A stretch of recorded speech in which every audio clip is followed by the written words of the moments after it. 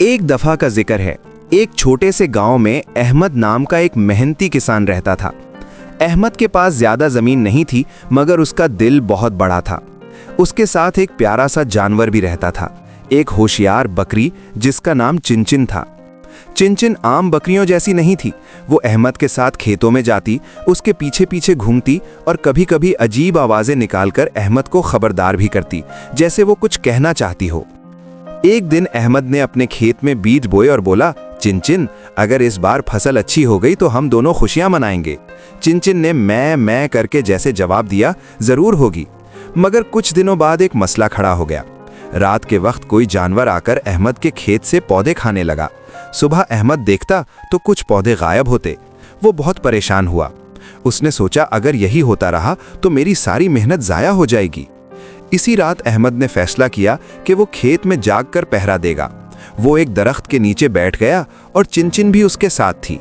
रात गहरी हो गई, हर तरफ खामोशी छा गई। अचानक चिनचिन ने जोर से आवाज निकाली, मैं। अहमद चौंक गया। उसने देखा कि एक चालाक लोमड़ी आहिस्ता आहिस्ता खेत की तरफ बढ़ रही है। अहमद ने फौरन शोर मचाया और लोमड़ी भाग गई। अहमद ने चिनचिन को प्यार करते हुए कहा, तुम तो मेरी मुहाफिज निकली। अगले दिन अहमद ने खेत के इर्द गिर्द एक मजबूत बाड़ लगा दी। अब वो ज्यादा मुतमईन था, मगर चिनचिन फिर भी हर रात पहरा देती। कुछ हफ्तों बाद अहमद की फसल हरी भरी हो गई। गांव वाले हैरान थे कि जहां बाकी लोगों के खेतों को नुकसान हुआ, वहां अहमद की फसल सलामत रही।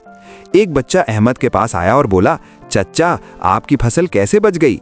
अहमद मुस्कुराकर बोला, क्योंकि मेरे पास एक सच्ची दोस्त है। और उसने चिनचिन की तरफ इशारा किया। चिनचिन खुश होकर उछलना शुरू कर दिया, जैसे वो समझ गई हो कि उसकी तारीफ हो रही है। फसल तैयार हुई तो अहमद ने ना सिर्फ अपनी जरूरत पूरी की, बल्कि गांव के बच्चों में भी अनाज बांटा। उस दिन सब ने चिनचिन को हीरो मान लिया। कहानी का सबक, सच्चा दोस्त और थोड़ी सी समझदारी बड़ी मुश्किल को भी आसान बना देती है। और इस तरह अहमद और चिनचिन की दोस्ती की कहानी गांव में मशहूर हो गई और बच्चे हर रात ये कहानी सुनकर खुशी से सो जाते।